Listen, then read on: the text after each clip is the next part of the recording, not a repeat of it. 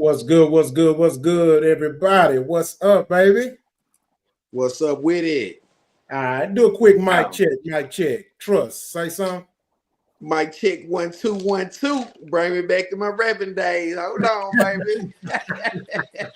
Already. Kane, do a mic check. Say something. Check, mic check. What's up, everybody? How you doing? Okay, that's what's up. And y'all can hear me? Yeah, loud and clear. All right, that's what's up, man. As usual, I come in, I always make my little mission statement. Want to welcome y'all to my mama's house. She sleep right now, so we can make a little noise. I'm talking about, so you know when it's time to go to bed, y'all here. Mama left something in the ice box, man. I'm a little hungry tonight, man. Mama left something in the ice box. Hey, yeah, you gonna have to creep through in the kitchen, though. Can't make no plates out, baby. Leave the paper plates out. Yeah. So, we want to welcome everybody to another episode. I think it's episode 8 or 9. Forgive me. It's on the YouTube page. First off, I want to say I come to you humbly out of respect for life and life itself, most importantly. So, man, how y'all day was, man? How y'all day was? Man, I'm down in Houston, man. It's wet, rainy, and cold, brother. So I'm not really feeling it, you know. That weather needs to go back up north. We're not used to that. I like my 70-degree winters. With them, definitely feeling the wet weather. It's out here, it's cold. Yeah. And Monday ain't looking too much better, man. Ooh, man, Monday gonna be tough, ain't it? Yeah. Well, you know, hey, Atlanta don't miss no winters. Yes. Cold and chill. Yeah. Cold balls. Yeah, you're a better man than me. Man, you know, I mean, it ain't New York, you know, it's not Detroit, it's not Chicago, but dang, it ain't Houston. I ain't hating it because I'm still not ready for the summer. I'm not ready. Houston summer's brutal. I ain't gonna lie to you. I don't miss Houston heat. So you right about that. Houston summer. That's a different demon. It is a demon. Yeah, for sure. It'll have you in your feelings. It'll have you in your feelings. Yeah, for real, man. So, man, a lot going on, man, in the world, man. So, especially in American society. I got some dope topics for us tonight, man. You know, it's current news. And so yeah, man, let's go and jump into it, man. So this is gonna be the first topic, man. First, this is what I'm gonna do. I said I want to do an icebreaker, bro. So I'm gonna do an icebreaker, man, just kind of get things going, man. Hold on. Okay, I see we evolving. Got icebreakers. Yeah, you know what I'm talking about? Yeah, we evolving. Coming up. Yeah, we doing the thing, dog. Yeah, that'll work. Yeah, you know, I want to make the show as entertaining as possible, and then you know, it's all about being different, finding a niche. So you know, I don't want to just be like every other podcast. So I'm definitely, you know, throwing in, you know, a few extra loves, man. I can dig it. All right, hold on just a second. All right, so here go the icebreaker, dog. Y'all check this out.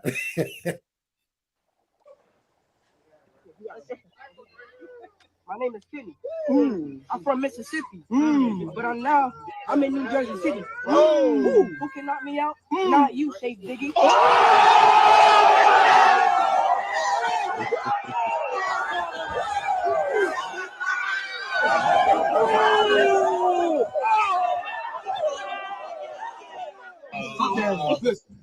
So show that for your friends. Last time I was in Mississippi, I was there dropping bombs. I remember putting you to bed early so I could dig up in your mouth.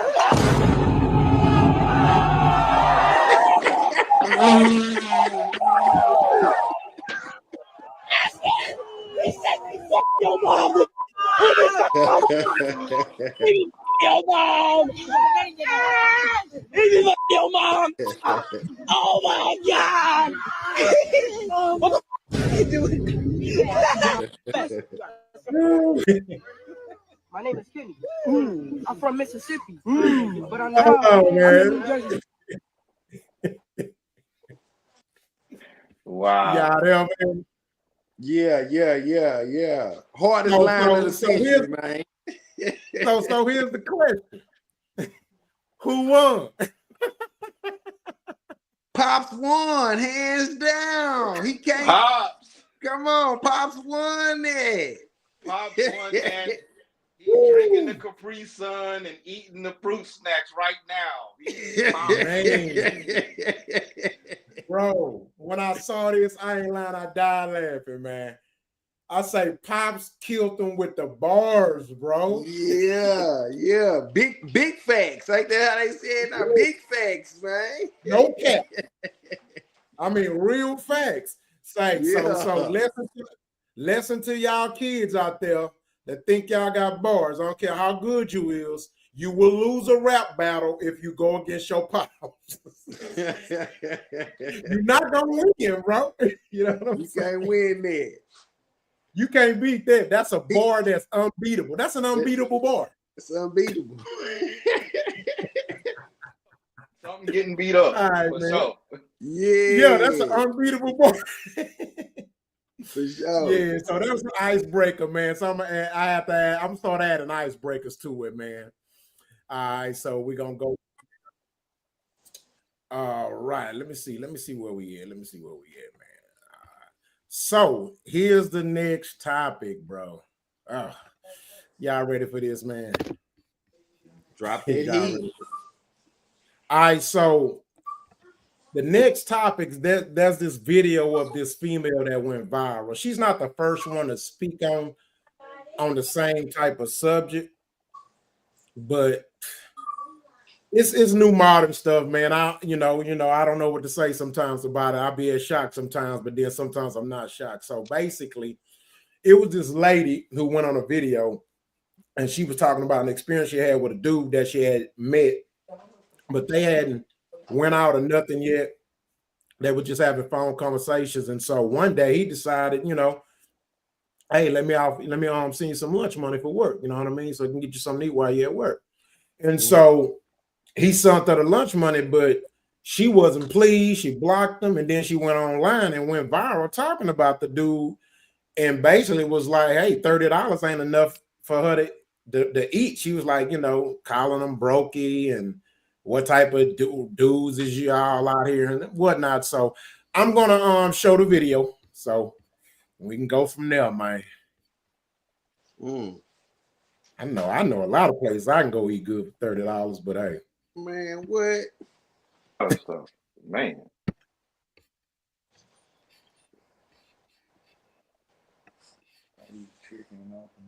If you're sending a girl lunch money, you gotta be about $60, $70. Don't send her $30. Do not send a grown woman $30 for lunch. What can I buy with that? What can I buy with that in 2024? That's cap. You know what you can buy with that in 2020. $30, you looking a little cheap and weak. If a man send you $30 for lunch, you could eat, but you looking real cheap out here. That's a big difference. Yeah, you sending a female some money, you send for lunch, you send her $50 to $100, and that's that. This is not up to argue. That's just what it is. The thing is, $30 is gonna get the job done. Yeah. If a man send you $30 for lunch money, that's more than enough food. It's more than enough. Yeah. But it just come out cheap. Yeah. Don't send 30, just send 50. But $30, if you really want to do it and that's all you have, that's cool. But I'm just saying, as a man, if you're sending a girl lunch money, send her $50 instead of $30. $30, you come up a little broken, a little cheap. Your first time sending me money for lunch, you send me $30. Send a bill. No. You gonna send 50 though? You gonna send 50, bro? Right? Here's my thing. You gonna send 50? I show up for every. So there you have it. Welcome to 2025, y'all. Who wanna chime in on this first, man? Man, see, that's why I don't send lunch money. I'm asking for lunch money. She needs to be sending me some money. It's 2025. Y'all want equal rights. Y'all need to step up and do an equal part. I'm asking for lunch money 2025, man. I ain't sending nothing anyway. But if someone was to send me $30, it's the thought that counts to me. You know, where are you going to? Ain't like I'm going to Papa Do's and sit down and eat by myself. You know what I'm saying? That's somewhere you bring a friend and you know what I mean? You conjugate, you fellowshipping or whatever have you. But $30, man, she should have respected that brother for even thinking about her. You know what I'm saying? She very disrespectful. Then she take his business to the internet. No points. She get no points for that. No points. What's up. No points, man. Kane. Your thoughts, man. Put your words on this. Put your sauce on this. 2025 out here in this dating streets, but I guess she's supposed to be at work. So for me, don't you only got 15, 30 minutes to eat? So I don't know where you going. I'm thinking $30. That's a combo meal and a milkshake. You know what I'm saying? So I mean, I gotta know the context. Like, yeah, you hitting me up on a Saturday, you out with your girls, you getting brunch or something. Yeah, I might slip you a C note. You know what I'm saying? Because you're gonna need it for the mimosas, the drinks, or whatever. But at work, you don't need. Yeah. Nah, that's disrespectful, and especially nowadays, these females taking it to the internet like that, just to, you know, so they could look how they supposed to look. I guess look better than the dude or whatever, or he brokey or whatever, this and that. Man, like my man Trust was saying, you know, it's like you send me $30. That's love. Appreciate you. You know what I'm saying? I'm gonna make it work. You know what I'm saying? I'm gonna make it work. Yeah. So let me ask you this, Kane, so you can expound on it. So I'm gonna just add some context or add a question to it. So from your perspective, where do you think this mentality came from? Or what are some of the reasons? I'm sure it's more than one reason, but from your perspective, where do you think this came from? This mentality, because it seems to starting to be a norm with modern women. Very interesting question. Now I don't know exactly where it probably came from, but I'm thinking, you know, honestly, like with you know what I'm saying, it's like we gotta understand that we working together. You know, I'm married and stuff. We working together, but just from seeing how, you know, flexing their cash, holding the stack, and Sexy Red holding the stack. So it just kind of, I think it's numbed down to where the money is kind of numb to where it's $100, $50 ain't nothing. But I think a lot of people ain't really looking at how, you know, working for per hour, getting paid per hour, you know, how much the value of a dollar is and how far it goes. And I think that a lot of this social media, man, and, you know, because for one, when we first started really getting into social media on the Instagram and stuff, everybody go out to eat. The first thing you do when you got your plate, you were snapping a picture of the food. Yeah. So then your food started looking basic. So he's like, oh, I got to get the most expensive looking meal on here for lunch. Boom. So I think out of that, just mental, and you just conditioning their mind to think that, you know, you got to have this certain type of meal. You got to have a 7-course meal for lunch, breakfast, and dinner. You know, we eating crab legs for breakfast. We eating crab legs for brunch. And it's just out of pocket. I think it's just the social media, really, honestly. That's so basically, based off what you're saying, and it makes sense now that I think about it. So basically, the trend of being seen eating this or being at this festive restaurant, it seems to have psychologically became sort of a competition. That's exactly exactly. So honestly, because it used to be once, twice a month, you know, families or a couple would go out to eat. Now it's like a daily thing during the week, like 4 or 5 days a week, we eating out. That can get pricey. Ain't nobody cooking at home and eating, you know. So now you out with your home girl, you out with your homeboy, whatever it is, whoop-de-whoop. You feel they buying, you know, when you go to the food trucks, they ain't cheap either. The food trucks ain't cheap. They just as much as the restaurant. So Yeah, you trying to keep up with the Joneses, the Smiths, and everybody else. So man, it's just, I think it's just the culture that we in. We just we spoil, they spoil, and we spoil them as men because man, you if you're trying to make a holler later on, you know. I mean, I'm gonna shut up. Yeah. So let me ask you. Okay, go ahead.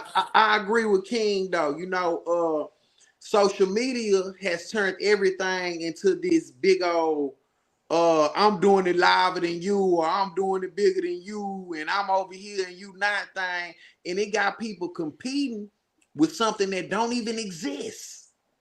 You know what I'm saying? Because nobody is getting on social media showing eviction notice, man. It's messed up over here, bro. We about to get put out. Nobody is doing that. They showing you their best life, doing their best thing. You know, they only doing their big one on social media. So it got us competing against this this figment of our imagination, and we holding candlesticks up to this. You know, we gotta have the best meal. The woman gotta be the curviest. You know what I'm saying? When, bro, I kid you not. I'm talking to a female the other day, and I know she don't got these curves. She sent me a picture. She done edited up the picture. She bow now on the picture. You know what I'm saying? So this competition thing, man, social media is contorted. It's contorted, brother, for sure. Agree with Trust. We getting catfished in real time. In real time. Now, in real time, bro. Answer this question, right? Because one thing I know, men are held accountable regardless. And my grandfather used to tell me, even when it ain't your fault, it's your fault. So answer this question for the world to see. So is it tricking if you got it? Tricking is tricking. I'm saying. I mean, I'm just asking. So I'm being the orator. So you know what I mean? Kane, is it tricking if you got it? What do you mean? A little more Kane, you got your wireless headphones? Yeah, I got them in. Are they out? Yeah, you might want to remove them if you can, because see what happens with that. Okay. Can you hear us?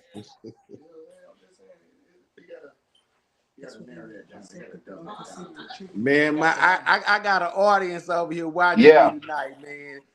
Man, I mean, if you got it, you got it. That's what you do. But I'm at the agree with Trust, man. Tricking is tricking. You know what I'm saying? So, I mean, I have to look at it like that. It depends on the context. Like, you know what I'm saying? You can hit me up, you know, a couple times, but you know, it's not gonna be a constant. You know what I mean? Not like that. We're gonna get in the kitchen and cook something.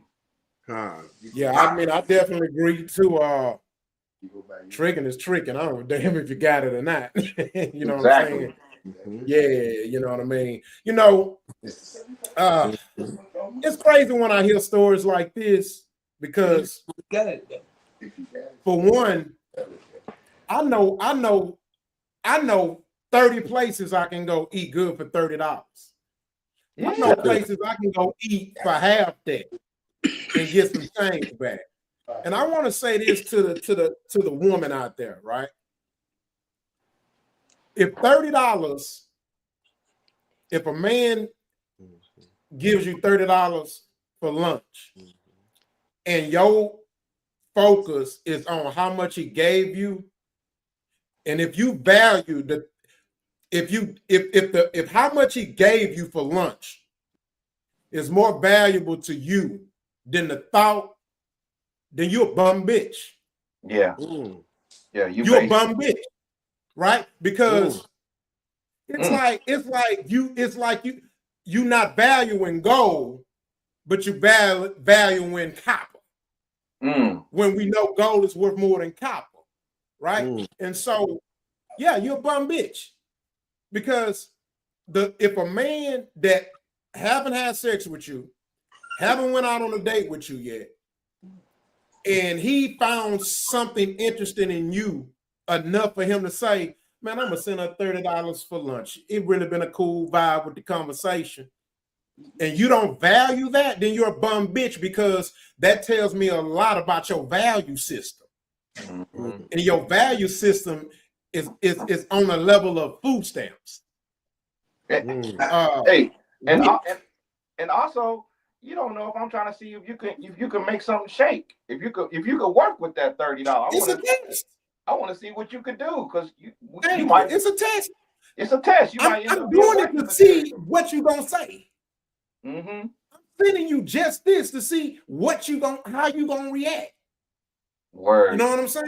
Word is bomb. Yeah. And at the end of the day, you know, like I know it.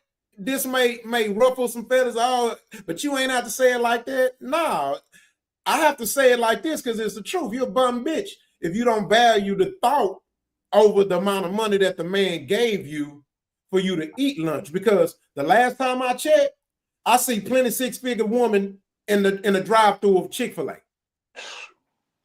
I see one every day. They not going to Papa Do's every day for lunch. Every day.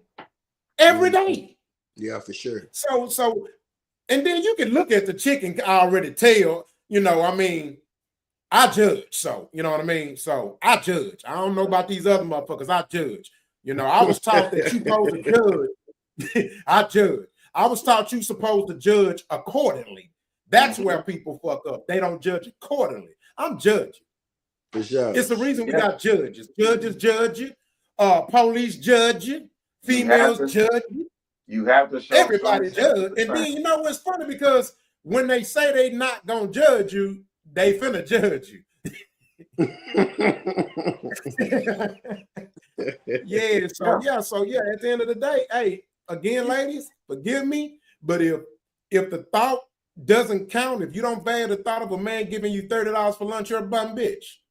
Your values are shot. Your values are worthless. For sure. You know what I mean? And basically, you can be bought. Basically, yeah. I have to agree. All right, so we're gonna go on to the next topic. So this topic here is gonna be about the DUI. So, oh shit, out loud. So this is about diversity, equity, and inclusion, y'all. Uh-oh. So before y'all give y'all thoughts on it, I want to show you this video, okay? For sure. Yes, do it. Yeah.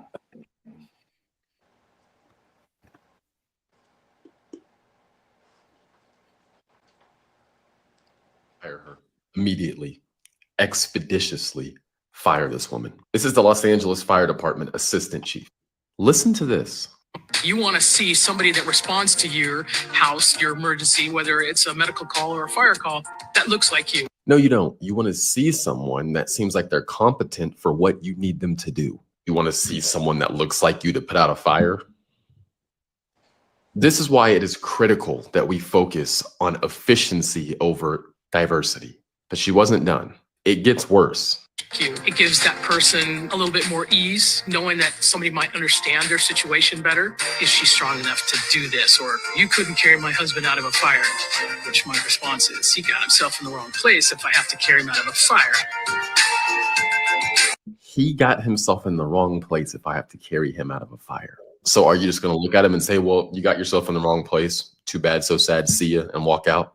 This is disgusting. She needs to be fired expeditiously, like yesterday. He could have had a table fall on him. He could have broke his ankle. He could have broke his leg. He could have broke his back. And her response is, well, you got yourself in a bad situation. And she's the assistant chief of the entire department. Disgusting. Again, this is why we need to focus on quality people and efficiency over diversity. Focusing on diversity is dangerous. And this, again, is disgusting. Get rid of her. Fire her immediately. Expeditiously fire this woman. This is the Los Angeles. Okay. That's tough. So basically, this lady she's the assistant. She's under the head chief of the police fire department. And of course, as you see, she does represent the LGB. I don't know what them letters is, but y'all get what I'm saying. Okay, so let me add some context to it, right? Because my thoughts on this goes deeper than surface level, right? Because usually when it comes to blacks, when it comes to subjects like DI or anything dealing with ethnicity and race, it can become real sensitive, right? Yeah. So to add context to it is basically some years ago, one of the things that happened in the fire department was there was some laws made in California where it was mandated, and this is almost like it's DIE on steroids. So of course DIE is quote unquote for diversity, ethnicity, and inclusion of, in other words, means you must hire a certain amount of minorities. And let me make that clear. In that DEI, it specifically says minorities. It does not say African Americans. It does not say African Americans. It does not say black or of African descent. And I want to make that really understood for the people that's listening, because that words matter. Yeah. Right? So that means that even though we are a minority, that does not, by word, does not means that they must have a percentage of African Americans, which means that, and the years have shown that it was manipulated. So, but what they did in California is they even went and took it a step farther some years back and they made it to where they put it in state law where you mandated you have to hire so many people of the ABC community. That included the fire department, which I'm gonna say this: if a person living on this planet doesn't accept double standards at this point, then I don't know what to say. My grandpa used to tell me life ain't fair. And one thing that I was told and I understood in this world, that there are double standards. They exist. And some double standards benefit men, some double standards benefit women, some double standards benefit kids. You know, double standards benefit, it's a blessing and a curse to everybody. Yeah. So here's my thing, and I'm gonna speak on this first. I'm not the biggest fan of DEI. I'm gonna tell you why. Did you not know that America had more black millionaires before DEI than after DEI? Did you know that more African Americans owned land and businesses before DEI than after DEI? Did you know that even though it was racism, Jim Crow, and things like that, and they purposely, and DEI wasn't there to quote unquote force or mandate the white society to hire us, here's what I loved about it, right? The systems like Jim Crow and racism and the law of segregation, it might have kept white people from hiring us, but it forced black people to hire each other.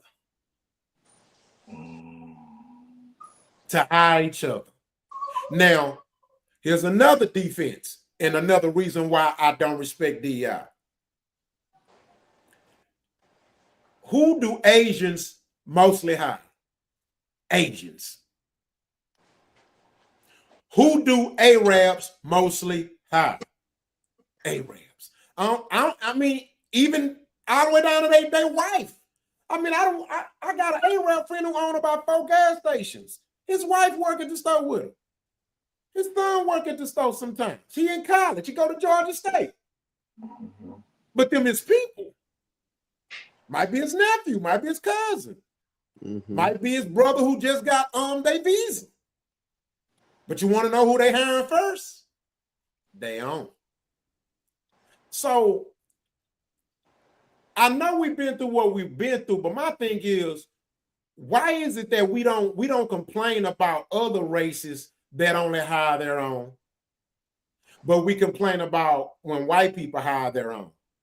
And the reason why I have a problem with it is because when we didn't have that opportunity, and when our people accepted the fact that shit, them niggas ain't gonna hire them white folks ain't gonna hire us. You want to know what that did? It forced us to have to work together.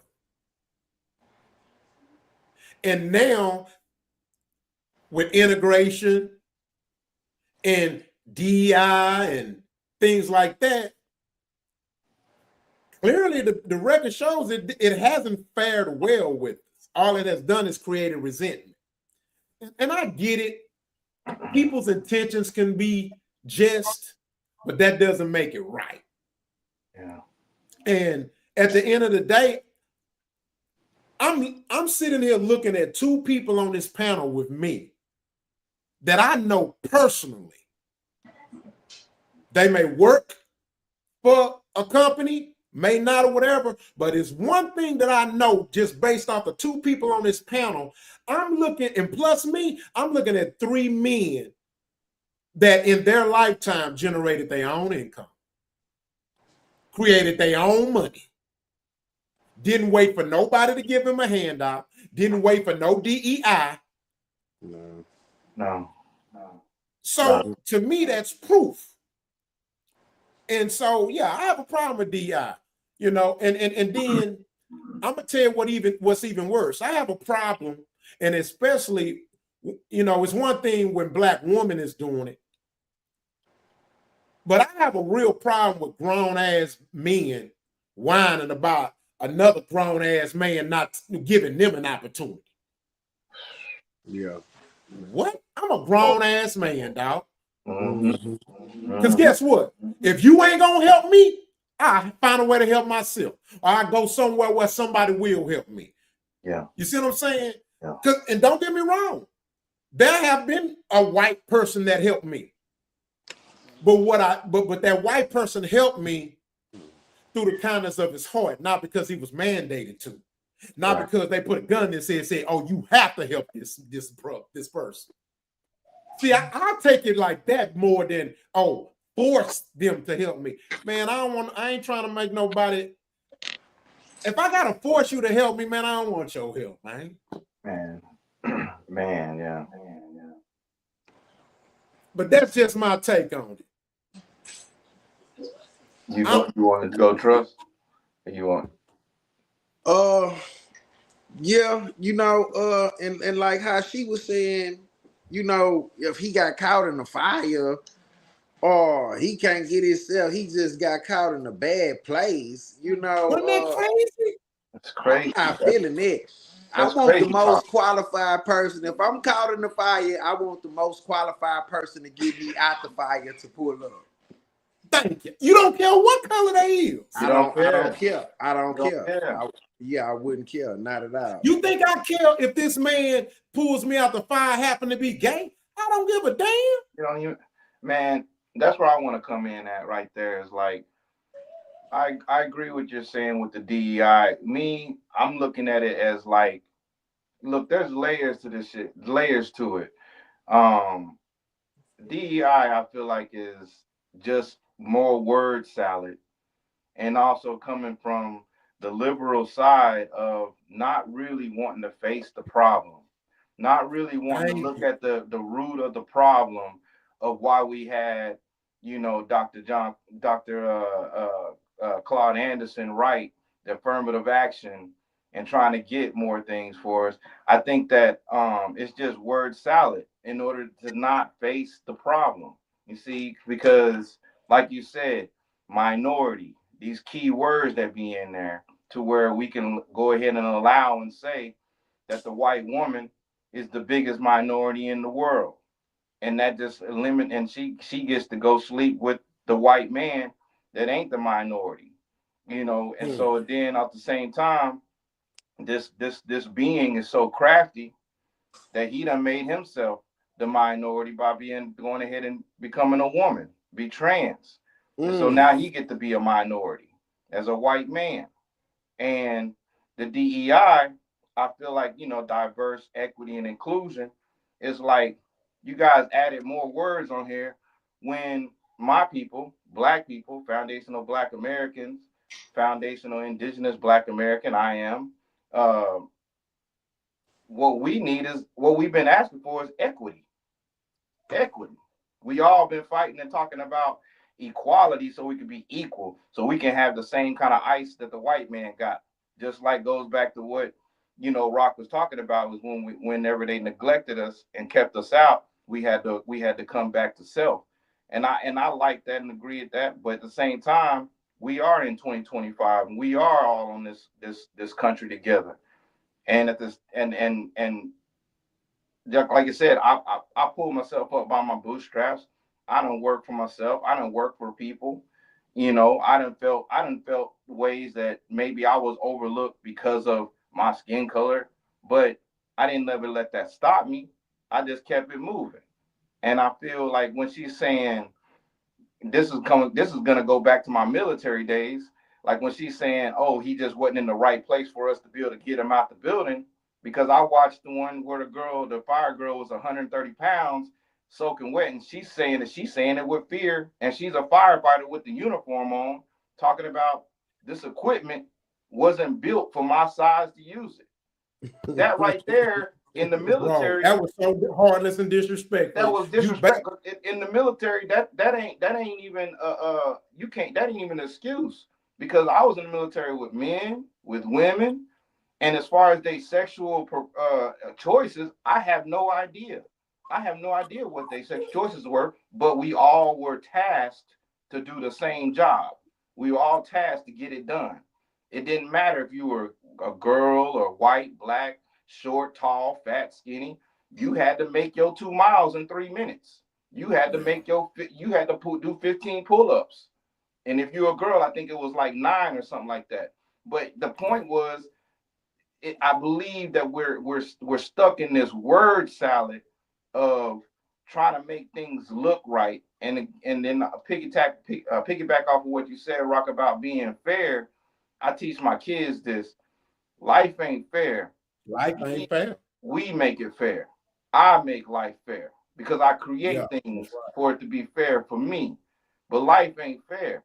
And so if they were lacking women in the fire department, maybe they should have been putting out ads for women to come be in the fire department, and maybe they had different type of job tasks that would be applied to what that person's ability is. Because there's some women that taller than me can lift up more weight than me when they doing curls and stuff. Why ain't they trying to go being a firefighter? You know, maybe they can lift up some things going. We got to really understand what the job is. We got to really and that's my whole point with DEI. It's like because what happens is it's like I think from the mind of a business owner, right? And I think that's a part of the problem too with some of our people is we always thinking from a victim mentality, or subconsciously we be thinking from a subservient mentality and don't even know it, right? And just like Claude Anderson, and I'm a fan, I'm down with Tyreek and everything, right? But what just like Claude Anderson says, like he'll tell people, white people, no, don't think I'm not going to keep asking you for what you owe me. But he also says in the same breath and turn around and get on black people and say, until then, y'all ass need to goddamn come together as a people and make it happen too. For sure. You know what I'm saying? You see, it's a double conundrum. And here's an example. Okay, so let's say to open a hospital, you need an investment of at least $30 million. So I just pulled out my calculator and correct me if I'm wrong.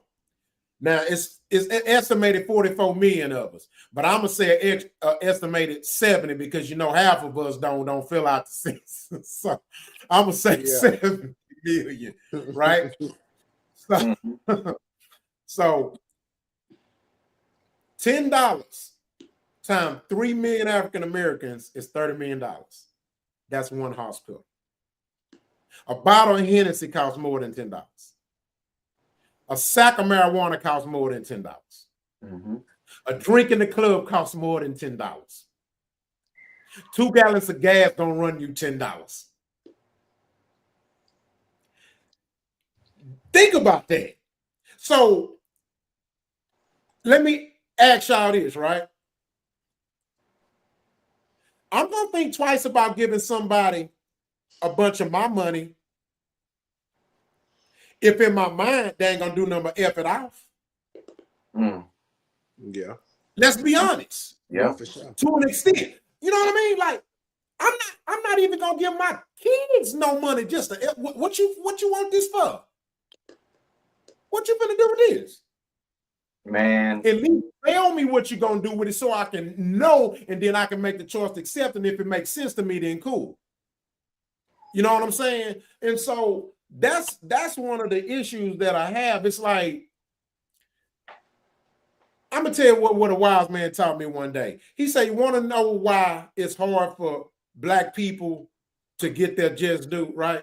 And we know there's some pushback, right? But he said, you want to know why us as a whole can't rise up like yeast quicker than we should have? And by the way, we have risen up quicker than we could have ever imagined, right? But my point is this. We want to eat the pie. We want people to give us a slice of the pie, but we don't want to go to the store to get none of the ingredients. We don't want to put it in the oven. We don't want to mix the batter. We don't want to bake it. We don't want to put it in the oven. All we want to do is slice it. And as much as so much of us, as much as things have been taken from us, it doesn't mean that we supposed to sit back and say, hey, shit, I ain't helping cook nothing until you give me some pie. Nah, I just think it don't work like that. You know what I'm saying? You know, it's like this. I'm gonna give an example. Let's say you go 16-0 in the NFL, right? And then you go to the Super Bowl. But you lose. Are you supposed to start the season at 0-0 or 16-0? Damn. You start the season just like everybody else. That's my point. Yeah, you start. I know we've been through what I know we lost. Yeah. I know we lost. So that losing that Super Bowl was us in slavery, Jim Crow. Okay, we lost those seasons. We lost those seasons. We didn't. We got our crop stolen. We lost. But we can't come back in. It's a new season, a new year, a new day. We got to come in. We got to play. We got to adjust to the game and the rules of the game. That's for sure. That's where we are at right now. That's where we are right now with the reparations conversation. We can't come together because I guess some people think that we've been beat down so much about that conversation that it ain't never gonna happen. So I'm not gonna put no time or effort or investment in that cause when if that was to go down, like it almost went down in California, and it's still on the plate. If it was to go down, that would be certain dollars that could go towards us not having to worry about DEI because we can reinvest into ourselves. We can make sure our children and our brothers and sisters are going to be able to get the jobs and do what they want to do because we would have the funds, or we would definitely have the unity if we just came together. All we need is 10% of us to come together. And that's my whole point, gang. And that's my whole point. Because you got to think about this, right? In the Constitution, the government says what? It invests in the people, right? For the people, by the people. So what people have to realize is that, and we all know this nation is a business, right? The government's about business. So people have to understand that the government, if the government invests in people, then they have to know that, hey, we're going to get some of this money back. Now, when I mean get some of this money back, I mean as far as giving it to a group of people with the intentions or the hope or the assumption that it's going to come back into the economy. Right? You're right. Yeah. And that's not only fair, right? Because even though racism exists and everything, we're still benefiting and reaping benefits of being in America. Yeah. And we forget that sometimes. Man, our worst ghetto is heaven in some countries. Yeah. Our worst ghetto is heaven in some countries, bro. Man, talk to him. Let's think about that, bro. Talk to him, man. And you know what I'm saying? And so when I look at it, it's something about when you become more business minded, your perspective changes, man. You start to look at things totally different. Like, oh shit, yeah, I feel that too. I wouldn't get no money either. And go buy no Jordans and cars with and screen TV with my money. Now, I'm not saying that's everybody, but the PPP was proof. The PPP was a test run, and look what happened.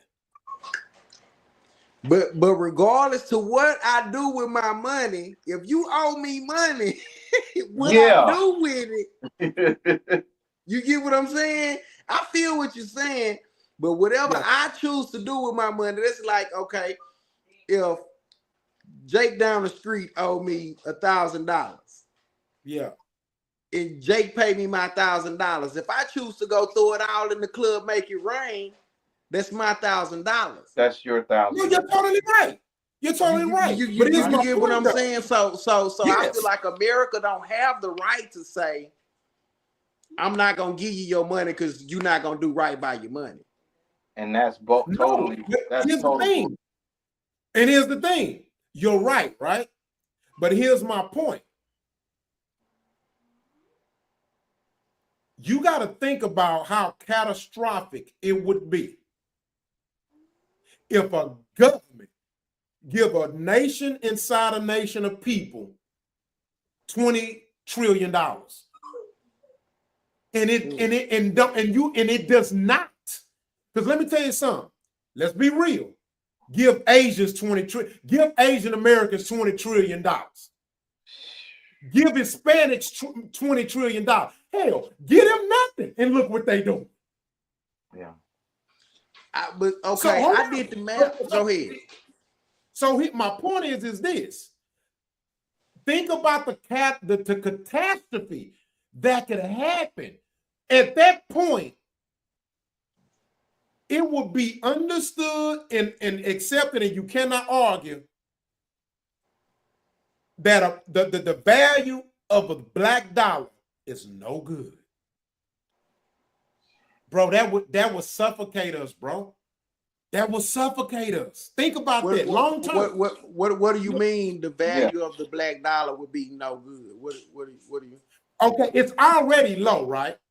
It's already low. The black dollar, it would, I think it dissipates in like 6 hours.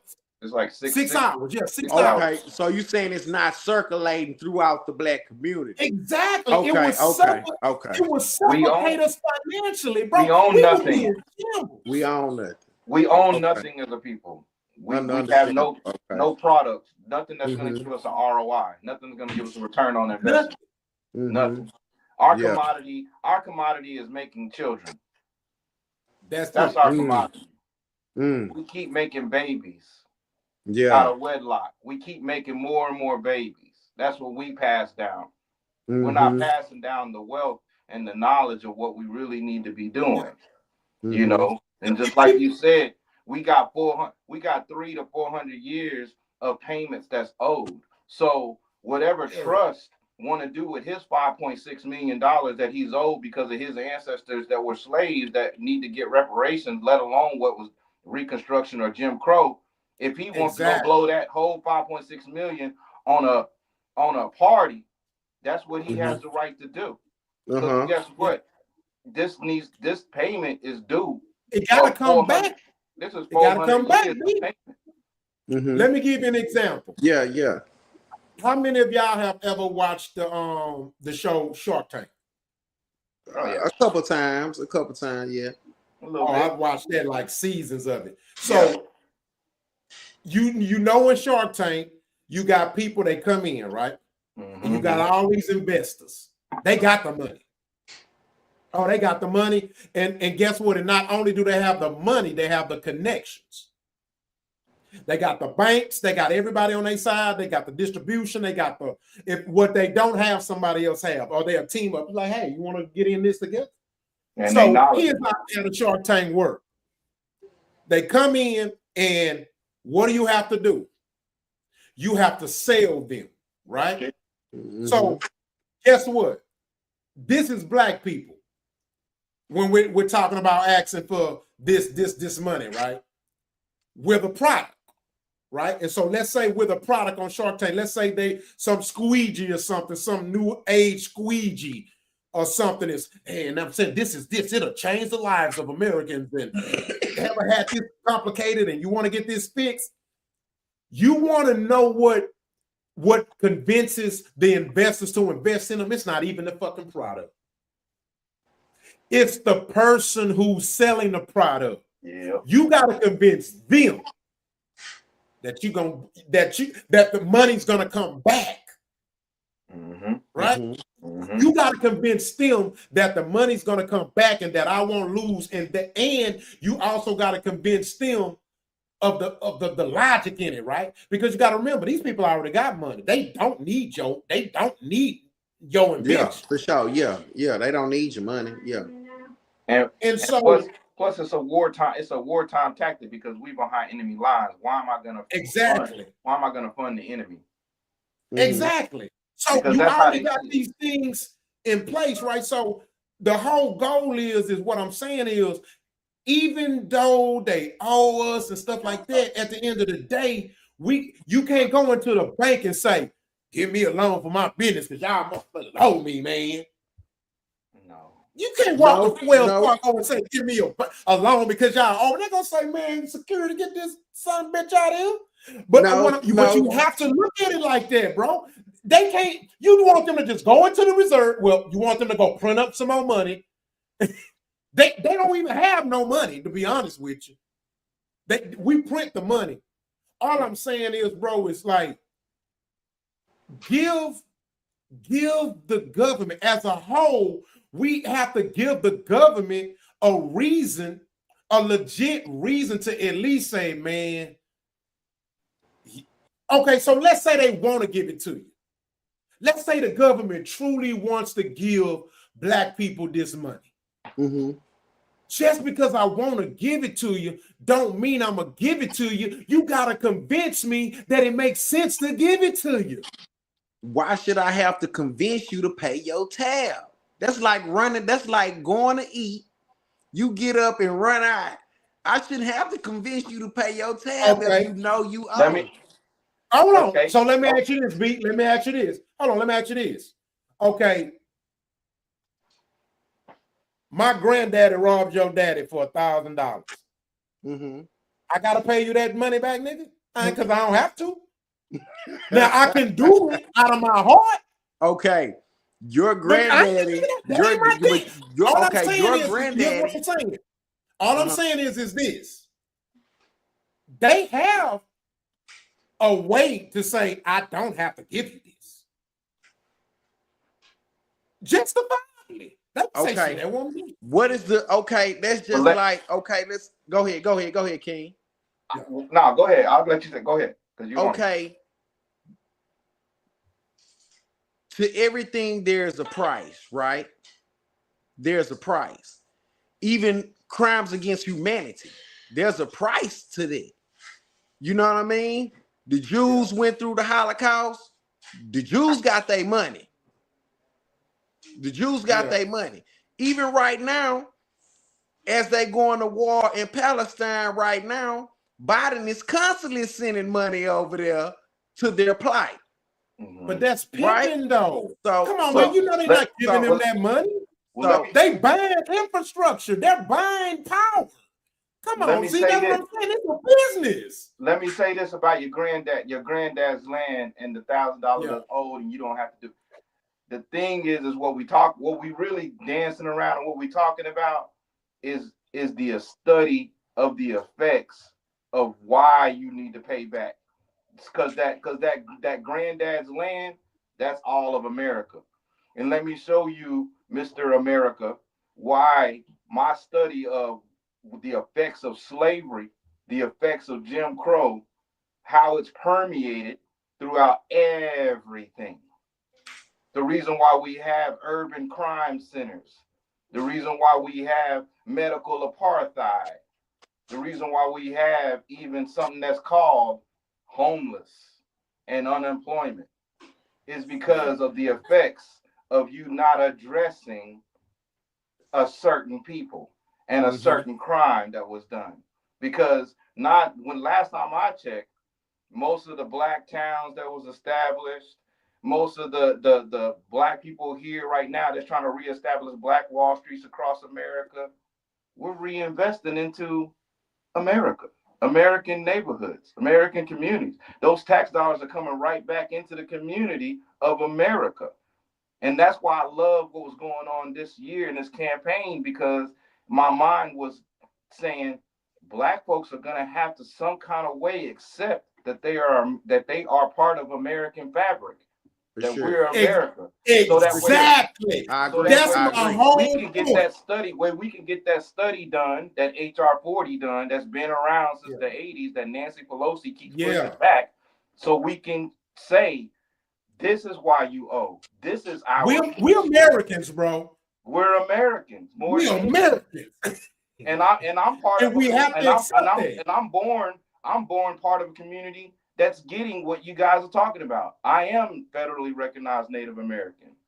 I am from a reservation, you know? So I see what Native Americans, what we're getting, and I also see the whitewashing of that community to where a lot of the government officials they're looking less and less brown as the generation. That started with they call them nickel Indians. Yeah. Because when the government started issuing all that land and money and stuff like that, white folks start acting like they Indians to get. That's where blood quantum comes in, where they could tell me that my offspring ain't Native Americans no more because of what they said of blood. And I have yet to see this blood test. I have yet to see it to tell me how much Indian is in me and how much Indian is in my children. But that's just another plight to stop the funding and stop the money. Yeah. Well, like I say, at the end of the day, you know, we native to every part of this earth, man. Hell yeah. We native Canadians. We native. We native global people. We the global people. Yeah, we populated the world. You know what I mean? Yeah, so that's why they got us in writing calling us the peculiar people. The peculiar people. That's who we are. And as far as, and another thing with the DI that I don't like is, look, who qualified? You know, if you can't pick nobody up and you sitting on talking about the person who in their house that's on fire in the wrong place, like, come on, man, like, see, this got to stop, bro. I do want to say, I don't even lie to you. I don't think female cops should be on the beat. I just don't. Like, I do got one more thing I want to say. I want to say something on the side with the DEI.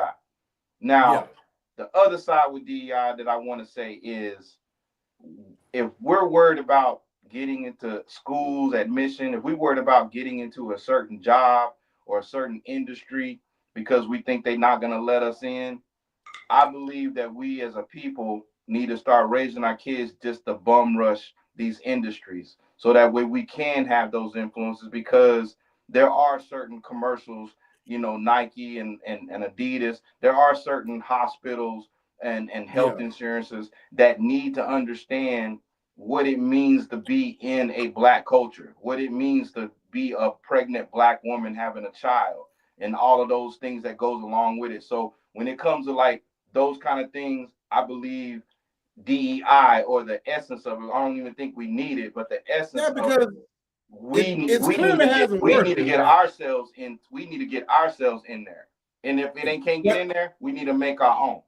Yeah. And see, and I'm glad you brought that up, because that's why I don't support DEI. Because again, 3 million people, $10 a piece, $30 million.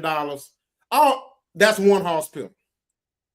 Yeah. We've effed out $10 so many times.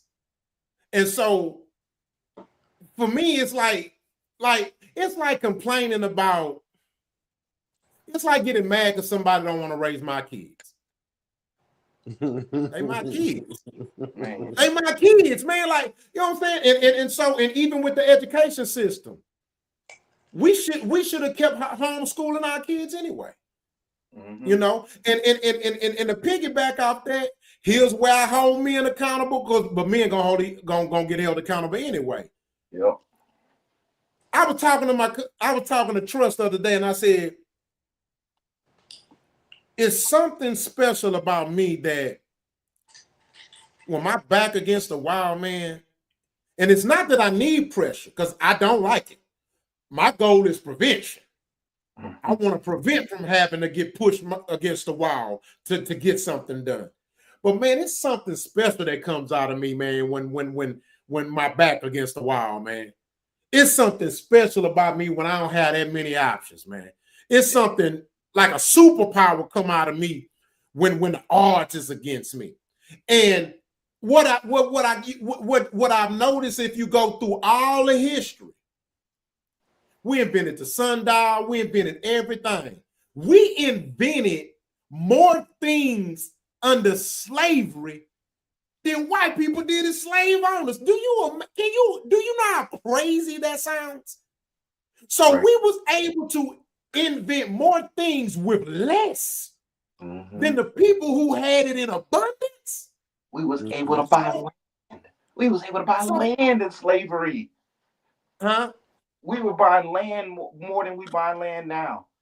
Exactly. So my whole point is that this is what I think as a whole, what has happened to Black people as a whole, not everybody.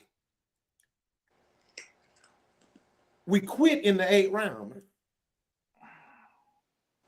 We quit. Man, our granddaddies, they was boxing them boys. They was boxing the white system. They was fighting that system. Before, they was fighting that system. You know, that's what history says. See, history tried to only sell us the stories where we just took L's, got beat and all that. But we know, we studied. We know it was way more, what's his name?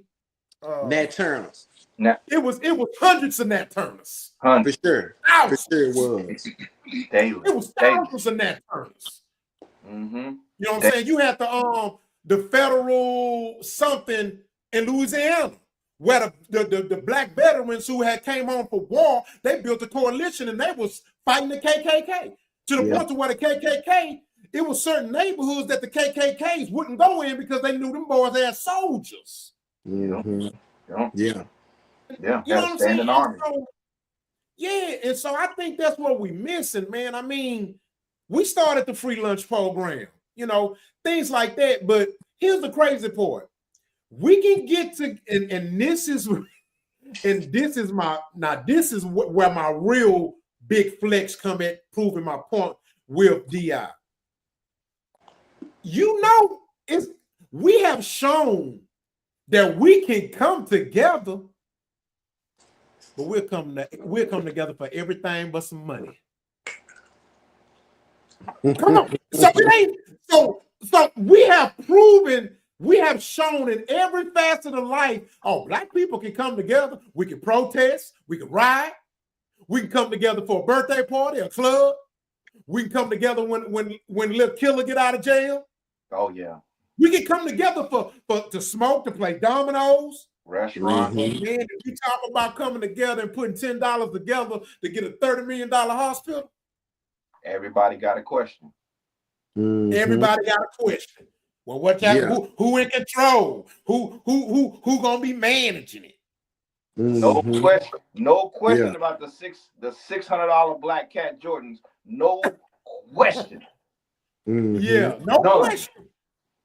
We're standing in line for some Jordans.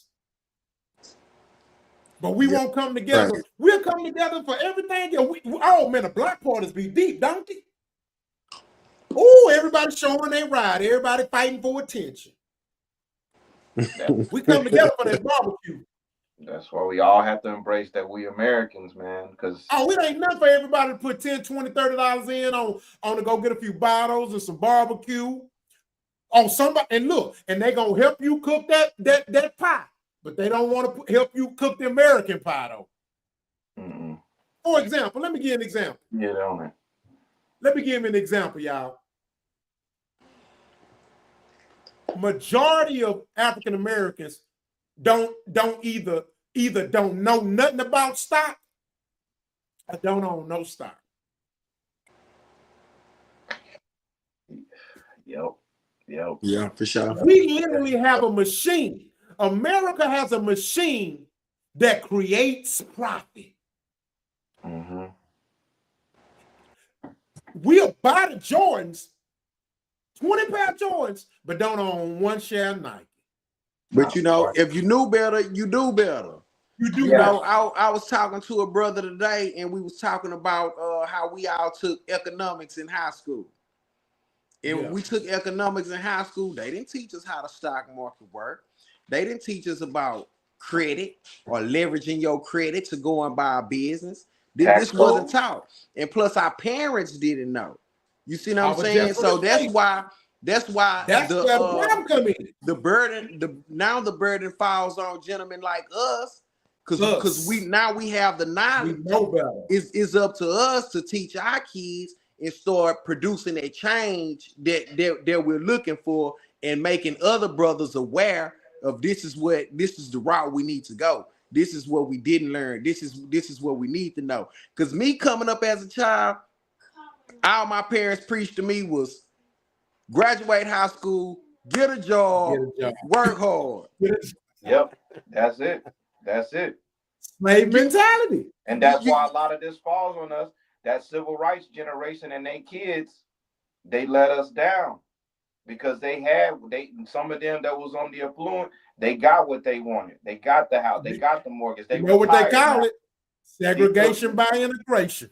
And these are the ones that are constantly during this whole campaign, vote blue no matter who.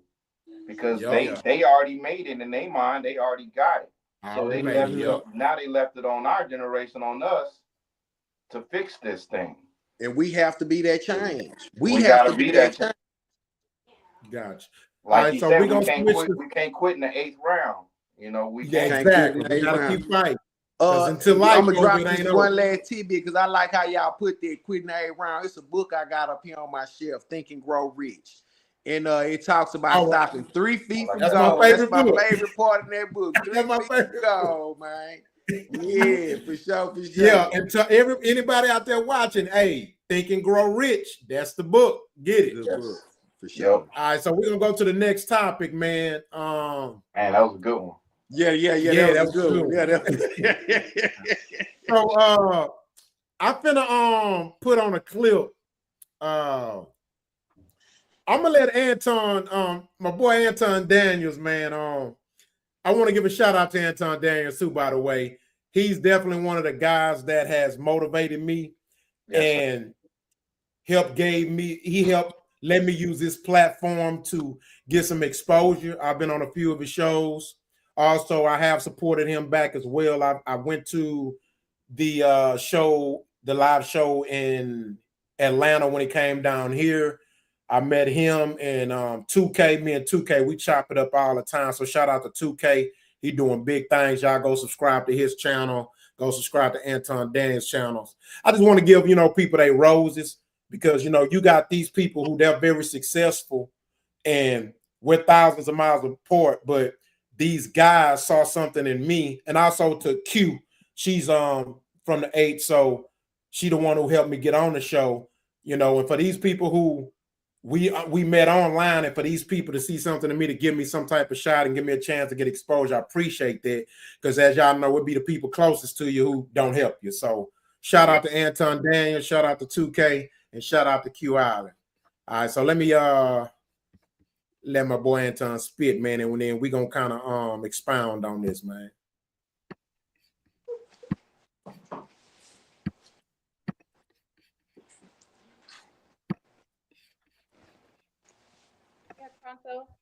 I would never pop a balloon on somebody unless they just had a fucking. If I'm standing in a line, right? Not a person that's up there advertising myself, but if I'm just hypothetically speaking, let's say you standing in a line and you look at people. I don't believe in real life. I don't believe in discarding people. I just like cool everybody. I will hang with anybody as long as they got good energy. We're not talking about hanging, Anton. If you're on a dating show and I see somebody coming in, pants is baggy, he look like he smoked weed, he got the shades, he looked like he in them shoes, I'm popping right away. Like, no. I would never be in that type of situation. So. Yeah, me either, but it's just a hypothetical. We talk about hypotheticals. Like, I need for what? Why? Okay, but listen, why? Here's my question. All right, so let's say we put ourselves in that situation. Why would I pop a balloon on a person, or why would you pop a balloon on a person when at any point you can pop it? But why wouldn't you want to get the full context of who the person is before you pop it off? Because it's not like it hurt. Like you can't. You know what I'm saying? Like you can't take that back once you set that impression. Like fuck you, pop the balloon. Without even hearing what the person got to say, you would pop the balloon before you even hear the context. Even if you don't like the person, you don't want to at least hear the pitch. If I see a man coming, he got face tattoos. But why? Why wouldn't you just hear everything? It gotta be all of the information. A smart person, any smart person, no matter what it is that you do, you always want to get all of the information, even if you are looking to do it, so that you can make an informed decision. In everything, business, dating, everything. I want to understand everything before I do it. Even if I'm looking to do it, even if I really want to, I still want to hear everything so I can make the decision. Why wouldn't you do that? I know if I'm not attracted to you. I understand that. I get it. But even if I'm not attracted. What's the lowest GPA to get into Harvard University? Right. You might be surprised. In fact. All right. So basically, to add context to it, it's the Pop the Balloon show, right? And so what Anton was talking about was how women either popping the balloon because another woman popped the balloon. They either popping the balloon on a guy because for whatever reasons, some make sense, some don't make sense. But he was basically telling some of the people on the panel, why wouldn't you at least get to hear somebody out? You're already on the show. You know what I mean? Why pop the balloon so quick? You know what I mean? So I agree with him. But before I expound on it, I'm going to let one of y'all jump on it real quick. Who want to go first? I disagree. I disagree with Anton. Because if I'm on the Pop the Balloon show, I'm with the young lady on there. If I'm on the Pop the Balloon show and I walk up to Lil Mama and she got homies and thug niggas across her eyebrow, I'm popping the balloon on her, brother. I got to pop the balloon on there. Nah, I can't do it. I'm popping the balloon. And she might, and a lot might come with it. It might be layers to her. You know what I'm saying? But me personally, I'm never gonna get past that top layer because she done went did all this, and I can't do it. I can't do it. If I'm not physically attracted to you, and it's gonna be hard for me to get to the mental attraction. You know what I'm saying? Because if we're not in a tight place working or something like that, there the opportunity is never gonna arouse for me. Because I'm not just in the mall walking up the ugly women. We not doing it. We not doing it. But yeah, I agree with the young lady on that one, bro. I'm pop that balloon. All right, so I agree with Anton, but I'm gonna let Kane go, Nick. Man, so wow, that's. Oh, you want me to go, Kane, or you want to? I agree with Anton in a certain context, but I'm gonna have to lean towards the young lady and trust. Hey, your looks is gonna turn my head first of all, and if you got something going on that just ain't rocking right, I'm at the pop it because there's nothing else for me to do. There's nothing else going on.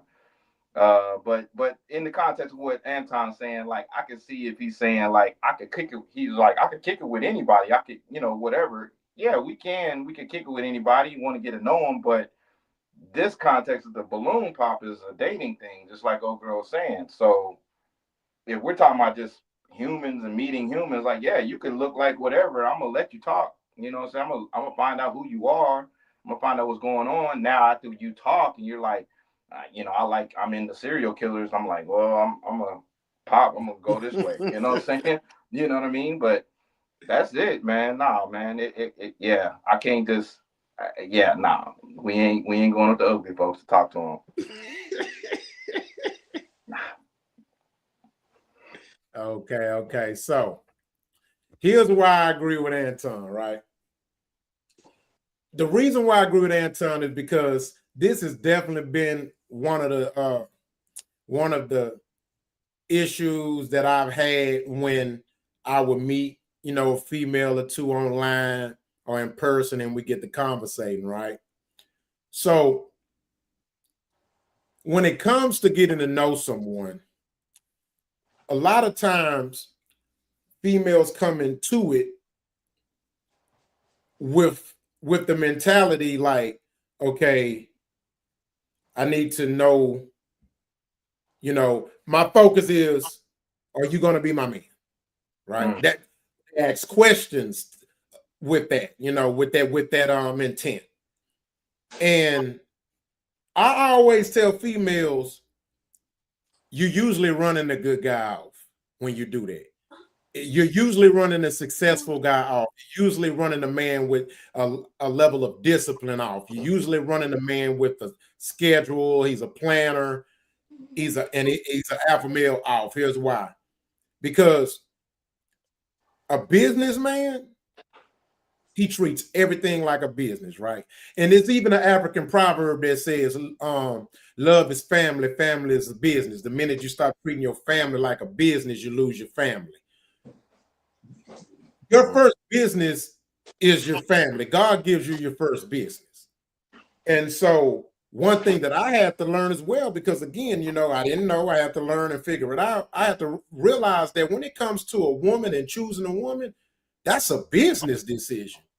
And so the woman has to make sure that she understands that she should be looked at as a business decision. And, the love is cool. It's there. It's important. But what's more important is, okay, what's the fabric like? If the fabric's not quality, then it doesn't matter. So my point is this: when I get to meet a woman, I'm not asking her questions or talking to her with fucking her or making her mine as my intent, right? I'm asking her questions. I'm truly, genuinely getting to know you. Who are you? Right? So if I'm on a balloon show, which of course I'm in a position of where I don't have the option to choose, like, hey, go get another girl. You know what I'm saying? You feel? I don't have that option. So I'm based on the options I have. If this girl comes out and let's say she doesn't have like the the look or whatever. Let's say she's not even my type, or she has the tats on the face of this or that. What if she's 280 pounds? 280 pounds. Yeah. Go ahead. I'm not gonna instantly pop the balloon because I don't know who's in front of me. Even though I know I would not sleep with her or date her. My point is since I'm in this position, I'm thinking of it from a business standpoint.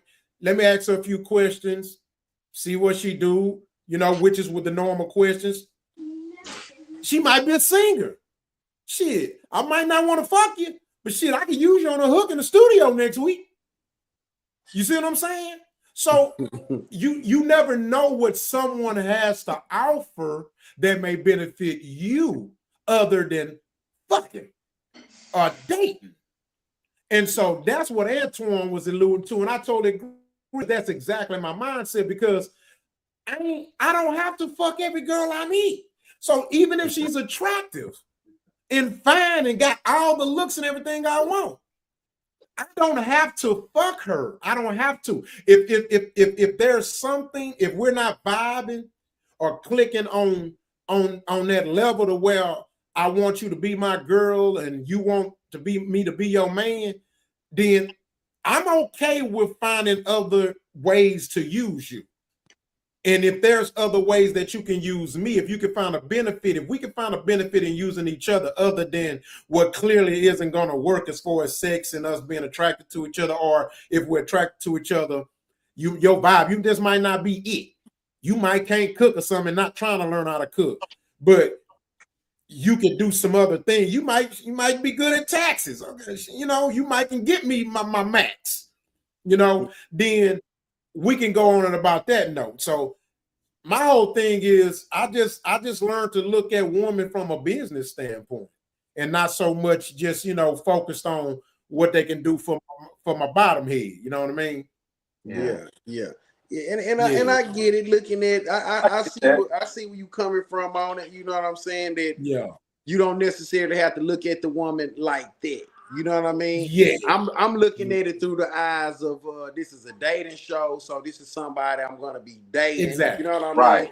And it's just certain types that I'm just not gonna date. You know what I mean? Yeah. That's how I'm looking at it. But through a business standpoint or just getting to know her, that's my homegirl, that's the homie. Yeah, we kick it from time to time or whatever. That's a friend of mine. Yeah, totally understandable. Totally understandable. Yeah, and that's why I said from the front, what changed me was when I had to understand that, like, marriage is a business, relationships is a business. Mm-hmm. It's a business at the end of the day, and so my mindset would have been the same way going into the Pop the Balloon show, So that's all I'm saying. I think there's some sort of a little bit of discernment that goes on there as well. Like, it is a dating show, and also to put the God aspect into it of, like, eating fruit is like, there's certain signs that I know which fruit is rotten because of the way it looks and the way it feels, and I know what fruit I can eat that's firm, that's ripe and ready. You know what I'm saying? So it's like the Pop the Balloon thing is more like a dating thing, and it's getting this instant look at somebody real quick and like, oh, that ain't really something that I'd mess with, whatever. But on a, like, when you're saying a business, and marriage is a business, you know what I'm saying? But it's a balance of all of those situations of, like, this person, I'm attracted to her or him or whoever you are with. I'm attracted to this person, and then at the same time, that's giving like a little bit of a bridge for me to get to know who this person is without even thinking if I'm gonna get with this person sexually or whatever. But it's also it's a little bit of a bridge there. You know what I'm saying? But yeah, at the end of the day, whenever you settle down, it's like, yo, I'm gonna spend the rest of my life with this person. Of course, can I do business with this person? What is the business of marriage? What is the business of family? What does that mean? Sure. You know what I'm saying? Yeah. Can she handle crisis and the bills? Can she handle domestic housework and all those things the same way that I'm willing to handle domestic housework and things like that? How are we gonna, be even yoked? So I do understand the business side of it, But in the context of the show being a dating show, balloon show, quick dating, yeah, I'm popping it. You know, if you coming out looking like a linebacker, you know, I'm popping the balloon. Well, like I say, you know, that's my whole thing. I just, you know, because my whole thing is this. First of all, I wouldn't even go on no shit like that. Me neither. Nah. That's first of all. I would subject on either side. I would subject myself on either side. To me, because my whole point is like if I already made a decision, what I'm saying is I'm embarrassing myself by going on a damn show anyway. So here asking a fat bitch questions ain't gonna hurt. I'm already embarrassing myself. I'm on the show. I'm too clear for that type of shit. I'm gonna stand and listen to your questions. I'm gonna listen to your questions. All right, so we gonna shift gears, man. I ain't gonna even. Okay, so this Brittany Griner finds herself in the news again. Oh God. And Brittany Griner. She basically says, been saying that she could beat DeMarcus Cousins in basketball. Now, one of the things that I've been noticing, you know what? I'm gonna play the clip first and then I'll expound. Yeah, because this finna go something. This finna go, yeah. Yeah. My sweat towel. Yeah. I'm glad she's that confident in her ability. But she's also a little delusional. Like the confidence, BG, but I don't know if that's gonna happen. It's not a walk in the park over here. She says you'd be no better than the third best post player on the men's team. I'm just going to use that to fuel this. I mean, I'm better, but and I know that kind of gets at him, but it's okay. It's okay. It's okay, little man. How money's on BG? I got cuz on that one. If there's no referee, I'm going to go to the ATM and I'm going to sell my house and I'm going to put all my money on DeMarcus Cousins. I'm glad she's confident in her ability. But He said he's gonna sell his house with all his money. Everything. He putting up the house on this one. He got complete confidence. Complete confidence. Okay, so the wifey. So first, you have people like Claressa Shields, who's a great female boxer, one of the best. I personally think Ali's daughter was better, but she's definitely one of the what she calls herself the GWOAT. Mm-hmm. So she was in the news, I think, last year calling out Thurman Thomas and saying she could beat the hell out of him. She could beat a man boxing.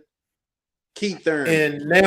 And now we got Brittany Griner saying that she could beat DeMarcus Cousins. Now let me balance this out before we get in, go in. Now I will say, because you know they're gonna come for us. I don't give a fuck, but whatever. Bring it, man. There are some things where a woman can compete against men and dominate. For example, tennis. Venus Williams can go, she could beat a man playing tennis. She could beat another great tennis player playing tennis. She can. You know, a female swimmer, she can beat a male swimmer. That's fair. And that has been shown. I don't know. Remember the boy was swimming. He was cutting their head. Yeah. But here, listen to what I'm saying. Can. Right? I said can. I didn't say will. Okay. I'm speaking very carefully. But when you're talking about sports like boxing basketball or football. These sports can be violent at times. Brute force takes strength beyond strength.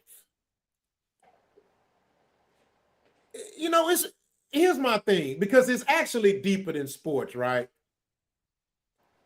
It's amazing to me how women have lost such respect for men. Western women have lost such respect for men's power. And here's an example. If I'm somewhere, I'm not just going to go up and slap a man. Oh, no. If I'm engaging with a man, when two men are engaging, it's unspoken, it's unthought, it's just instinctive. There is a healthy fear that exists. Mm-hmm. That's facts. Yeah, you don't know what he bringing. Yeah, it's powerful. I don't know what you bringing. You don't know what I'm bringing. Yeah. It's unspoken. It's unthought of. It's just human. It's like two lions. They not gone, but they know what it is at all times. And it's never off. Never. So even men have a respectful fear of each other. Mm-hmm. So it amazes me how comfortable women have gotten with thinking they can disrespect a man that could hurt them with a finger, with one finger. And you see, I see called him Lil Man. Lil Man. Lil Man. Oh boy. Claressa Shields comment Thomas a pussy. Calling him a punk. Yeah. But if a heterosexual man publicly calls a punk, a gay man a punk, he get canceled. She gets away with it. So now that I've expounded on that, y'all take on this whole thing. You can go ahead, King. You can go ahead. Man, all I'm gonna say is, I mean, somebody must have really put a battery in her back, some pillow talking. Somebody done gassed her up, because the testosterone alone in a man, that's like superhuman strength that can go on. I come from a basketball family. My mom played on 4 different teams. My brother coaches. My sisters, my aunties played. They cold, yeah, in an organized setting, because I feel like she must be thinking in an organized setting of like, let's play a pickup game with, girls basketball team, and we're using plays, and men's basketball team, and we're using plays, and we're in there, and they're gonna be refs. But even that, it's like there's just a difference in men and women playing basketball, especially at the same like level. You 22 and I'm 22. I'm 6'8", you 6'3" or whatever, how many pounds, whatever it is. You may be cold with these women and you can hook around these women or whatever, but you get in that arena with the dudes, a Dennis Rodman or a Charles Barkley, it's not happening. And I bring those names up for a reason, because if you don't act right, they elbowing and they punching you in the face. So everybody is prepared for a fight until you get punched in the face. Mm-hmm. Then everything is different. And so just like you're saying, between men, we know there's a sense of respect there, that it's volatile. It could go any direction, anytime. And I feel like, the women or the studs, or whatever they want to be, they got this idea that they still can play with the female rules because they are female. They know they are, but they get to do the man rule because they want to act like a man. It's like, I'm not acting like a man. I'm a man. Yeah. And I'm gonna move like a man. I'm not ever gonna act like a female ever. Yeah. You know what I'm saying? 'Cause I say that to my wife all the time. It's like, I know you want me to talk to you and ask, but I'm not a female. I don't even talk like that. I don't think like that. You know what I'm saying? Sometimes I hang out with my dudes and we don't even speak, but we in the same room because we just moving. That's just how we are. So her, man, I like how you worded that, man. That's pretty deep. You said, I don't act like a man, I am a man. I am a that man. was powerful, bro. Yeah, that's powerful. A lion don't act like a lion. A lion just a lion to that lion. That lion doesn't know how to act like a lion. It's just a lion. Yeah. Yeah. Dog doesn't know how to act like a dog. It's just a dog. Mm-hmm. That's deep, bro. But at the same time, we also got to understand the power of the pussy. Okay, Brittany, she getting pussy just like we getting pussy. So you got to understand the power. She got a battery in her back. Somebody pillow talking, telling her, baby, you can do it. I know you could take them. Spoken like this. Yeah, yeah. And then she gets in the locker room and she can say, she want to say what she said. It's not going to pan out right. One-on-one, even if it's 5-on-5, it ain't gonna. Some of these women are delusional, man. I mean, I just gotta call that's delusional. It's delusion. It's delusion. That's like me. That's like me going on TV and camera, and let me see who. I can name a few of them. That's like me going to tell people I could beat Tyson Fury. That's foolish. That's Tyson Fury gonna mop the floor with my ass. I get in that ring. and then you bring up Mike Tyson. That's that whole Jake Paul situation that kind of got me in my feelings about it. Is like, I don't care how old Mike Tyson is. Is not knocking him out. Yeah. Especially if we on the understanding of everybody done heard it. Old man strength. Oh man, you ain't old man ass. I'd have seen it. I'd have seen it in real time. In real time, get his ass dusted up. I seen a 22-year-old get his ass dusted up by a 60-year-old dude. Dusted. You ain't lying. What's your take on it, Trust? It's ridiculous, man. It's ridiculous for her to even open her mouth and think that she could even be in the paint. Because think about it, we talking in the paint. In the paint, body. DeMarcus Cousins, a center. He put that body on her. She moving. She's moving. She's getting out the way. You know what I'm saying? So that's all day. Body, boom, boom. It's nothing she can do to stop it. If he put his elbow out, it's no way she's moving him back to bag him down. How she doing these women in the WNBA? It's not happening. You know what I mean? It's not happening. I like the WNBA. I'm not per se a fan of the WNBA. You know what I mean? Because it's a different level of talent. Basically, I guess we could say talent or just raw power, strength. It's a different level. You know what I'm saying? You got brothers in the NBA jumping and going head over the rim. They not doing that in the WNBA. It's not because WNBA is trash. You know, so it's just ridiculous. And on Claressa Shields, beating Keith Thurman. Hold on, first of all, right. Claressa Shields, I know you see me in your DM. Quit playing. Quit playing. I know you see me. Quit playing. But she's not beating Keith Thurman, brother.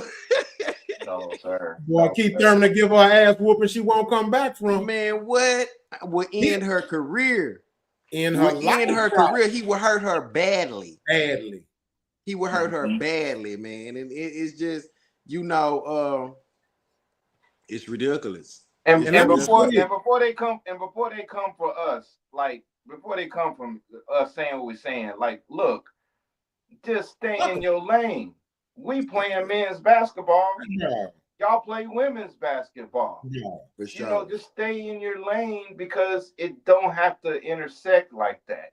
It Yeah. doesn't mean that you're lesser at all in that kind of sense. Like, because really, like once they leave the NCAA, the college level of women, it gets Stop trying watered. to be us, man. It's If watered they stop down, trying man. to be us, then everything will be okay.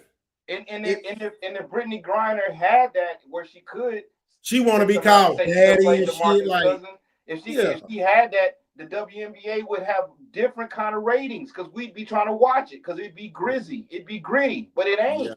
yeah, that shit It trash. ain't that. It's hard to swallow, bro. Yeah, It's hard to swallow. And let me say this too, because we know they coming for us, but guess what? Shit, we fight back. So let me say this to those who got a problem with me, feel like I'm hating on WNBA and all that. Okay, first of all, I'm a grown ass man, dog. Don't nobody tell me what the hell I should like watching and not like watching. Let's get that shit clear. So if I say I don't like watching WNBA basketball, respect my shit.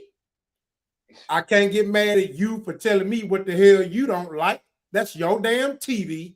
You watch what you want with your remote control. So don't fucking come at me and saying I'm this and that because I don't like watching what the hell you like watching. Okay? Secondly, it's just some things that I don't want to see a woman. It's just some sports I don't want to watch a woman play. It's some sports I don't want to watch men play. I don't like watching men tennis. Shit whack to me. Mm-hmm. I love watching female tennis, though. Lord have mercy. Lord have mercy. You know what I'm talking about? Oh, I be like this. Yeah. I be okay. That's first of all. Yeah. Okay. Now I like watching. I like watching women's volleyball. I love it. Oh. I ain't watching no grown ass men play volleyball. It does feel funny. It feels funny to watch men play volleyball. I'm not watching that shit. I'm not. You can't even name a professional man volleyball player. You see what I'm saying? And then you have sports where I want to watch the men and the women. Mm-hmm. Track and field. I'm on the edge of my seat for both. I'm ready to watch the men and the woman. Who next? Yep. All day. Okay. All day. Here's another example. I don't want to watch no goddamn body play cricket. I mean, the shit ain't funny, but the shit funny. It's true. Yeah, for sure. I don't want to watch nobody play cricket. Yeah. So, I just had to get that out of my chest because, these motherfuckers be jumping to conclusions and all that shit. And I want to say this too, bro. Yeah. You know, now all this election, you've been having a lot of people advocating for no men in women's sports. Mm-hmm. So it's a reason why they're advocating for no men in women's sports. Mm-hmm. You see what I'm saying? You can't say, oh, we don't want no men in women's sports, but we can beat the men. Dude, make it make sense. We literally had to accept, and still to this day had to accept, an entire generation of females get pushed out because a male, female, whatever swimmer, we had to accept this person. So that meant whoever real quote unquote female that woman or girl could have been in that position didn't get a chance to be there because a dude was in it. Yeah. He was lapping them. And he was mediocre. He was mediocre in men swimming. He was ranked like 600.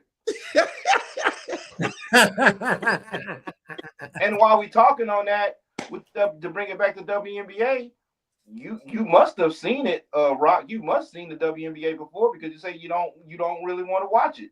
So yeah, my cousin, my cousin Donna. Shout out to my cousin Donna. When the WNBA first started, you know, the Comets had a team, and I'll never forget. And this true story. Again, anybody got a problem with what I say? Fuck you. And times two. So she worked at the I think it was what Donna worked. I think it was J.C. Penney downtown. Or, no, Macy's. I think it was Macy's. Yeah. Mm-hmm. And so she, you know, companies like that will get tickets to the sports games. Mm-hmm. So she took me. Mm-hmm. She took me twice. So no, she took me once. So we go there. Let me tell you the experience. Now I'm young, I'm little, right? I mean, I'm a big kid, but I'm far from an adult. And so I was like, cool, you know, it was a cool thing. Like, I don't care about your gender, you know, play some basketball, you know, whatever. So, I mean, and when I grew up, you know, as kids, you know, the girls used to play with the boys too. If it was a girl in the neighborhood that liked the basketball, we wasn't prejudiced of the girl in the hood that liked the basketball. We play, and then but guess what? We make sure we didn't hurt them. Yep. So anyway, Donna never went back again because I had asked. I was like, "We're going to another basketball game." She was like, "You want to know why she didn't go back no more?" Because the women were just as aggressive and or worse than men. When you say aggressive, in what nature? I know it, but I want to hear you say it. Yeah. Getting at the woman. Yeah. Oh, hitting on her. Oh, wow. Oh, they was heavy on her. Oh, yeah. It was almost like a pecking fist for them up there. It was like a bunch of recruiters was at the game. It's gonna be a bunch of straight women there, y'all. Yeah. We cracking the doors. And she said she wasn't going back. She didn't go back. Nope. And that brings me to what I was about to say before you went on your thing.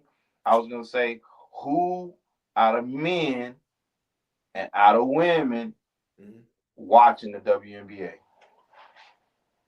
Gotta be mostly. I don't know. I ain't watching that shit.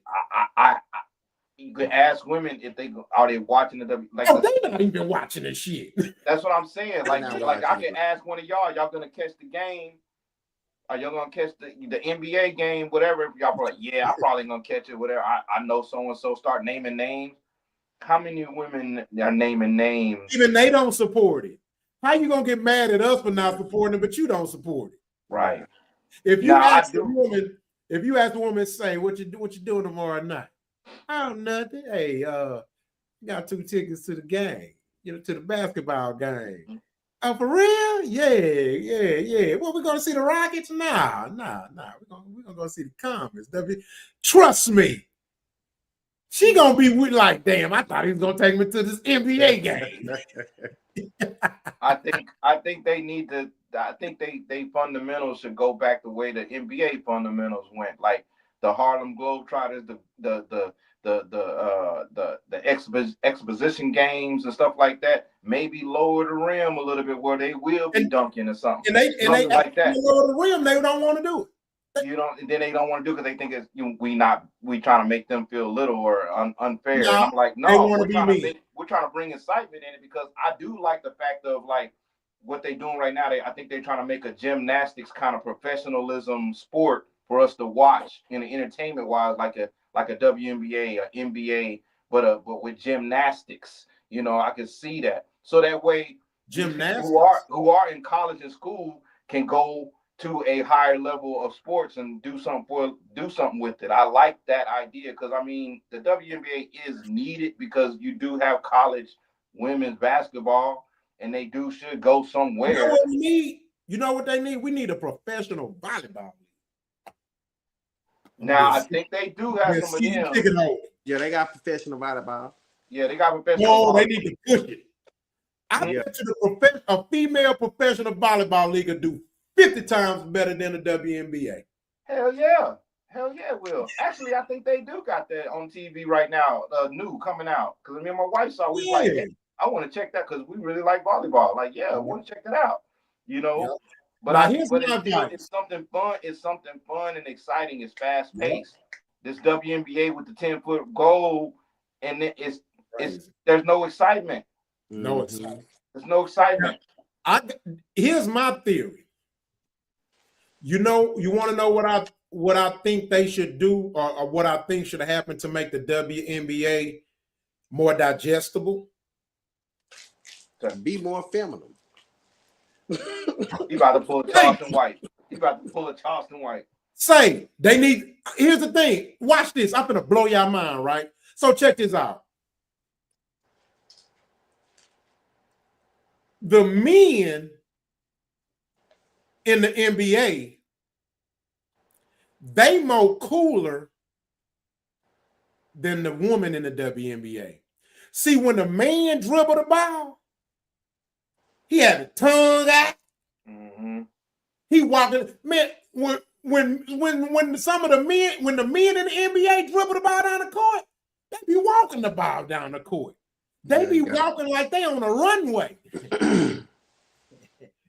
They cool, right? And the ladies love it because it's sexy to them. The way they move. We got our tongue out, we float in the air, and we play with finesse. Poetry and motion. So think about this. This is how you know it's a butch league, and that's a part of the problem. It's more man acting woman in the league than it is feminine woman. Because guess what? Should no man be able to be more finesse than a woman? I see what you're saying. I see what you're saying. I see what you're saying.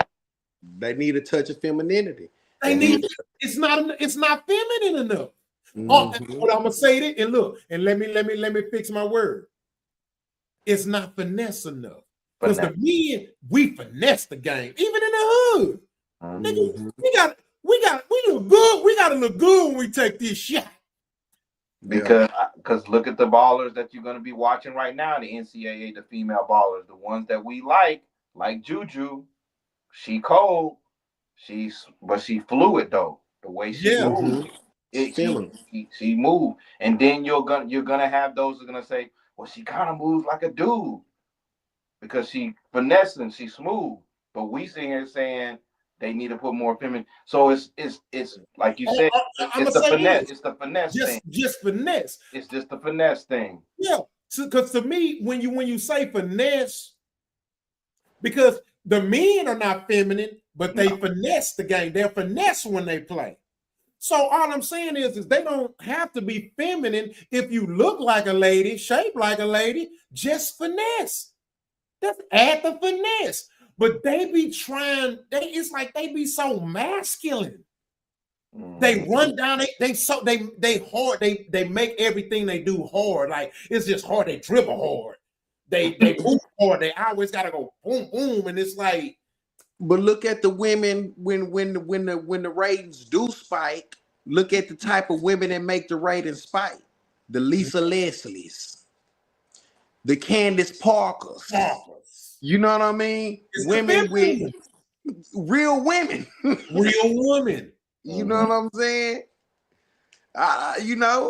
It's just what it is, and that's not to sexualize them in no shape, form, and fashion. That's not no. Whoa, no. Nah. We want to sexualize them.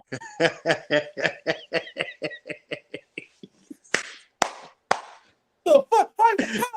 They sexualize us? For sure they do. They got football players. Ooh, men in tights. Yeah, they do. Man, let's keep it real.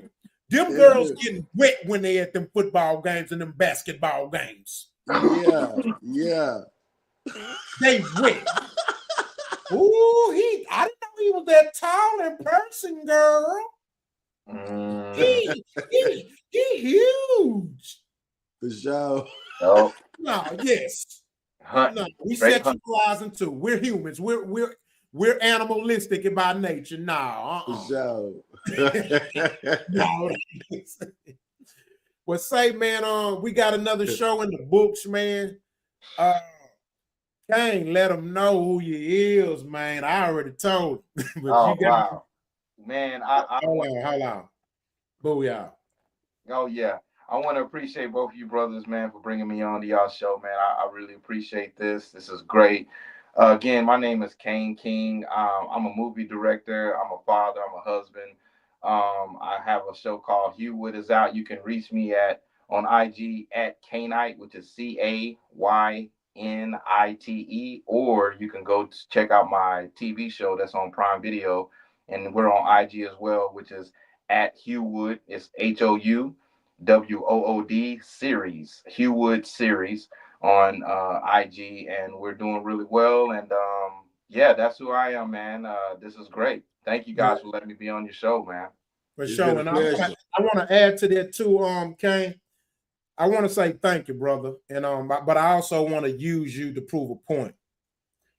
I just started this podcast, and for those who don't know, you know, we're successful, and we know successful people. And for those out there who think that or they only want to support and or be a part of something after it's already successful, you're probably gonna fail a lot. Yeah. You're probably gonna fail a lot because it's people like you that never really see the true value of their life because they always want to participate in things where people have already won. And everything that's successful started somewhere. Yes. Nobody's born a grown adult. And that includes your passions, your career, your love, whatever it is. And so for the fact that my brother Kane, who's a successful movie director, family man, he's done everything from movies, short films, skits, music videos, modeling events, you name it. This man, you can go to IMBD. He's there. And so for this man, a longtime friend of mine, to make time in his busy schedule to jump on my platform that is in its growing stage is an honor, and I salute you. And this should be a lesson to people out there who ain't nowhere near accomplished as much as Kane have. Man, I appreciate that chose not to support me, and or you're looking at it, ain't nobody watching, or ain't nobody on here. You're gonna keep failing. Yeah. And I appreciate you, Kane. And I appreciate you, brother. And just to say one little thing on top of that, this way, what your word said is powerful. Is like you never know what you're doing for somebody when they're building what they're building, their empire. And those of you who do know me about Hugh Wood, the series that I created out of nowhere, I'm self-funded, independent filmmaker. Me and my wife, Tiana King, we put this together. This man right here, Rodney Rockstar, he was one of my first actors that helped me realize that I could make a series. He was an actor in my short film music video because I do music as well with Peekaboo Theory back in the day, a rock band. And he came and acted in it, and I saw his talent. I still see his talent. I'm here to support you, whatever you end up doing, your endeavors. And I wish I would have jumped on sooner. When I first saw you, I didn't know what this was, and I didn't know who it was. I thought it was just some spam, but it was my man Rodney, and I was like, yeah, I'm gonna support it because you supported me when I had nothing going on, and I'm still striving. I'm still trying to get where I want to be at. But I appreciate those kind words and appreciate this platform, and I wish the best for you, brothers. And if I could come back on here again at some point, I'm gonna be back. That's what's up, man. Much love. I trust God get us out of here, man. It's 1:59. You got about 15 seconds. We love y'all. Good night. All right, that's what's up, y'all. Peace.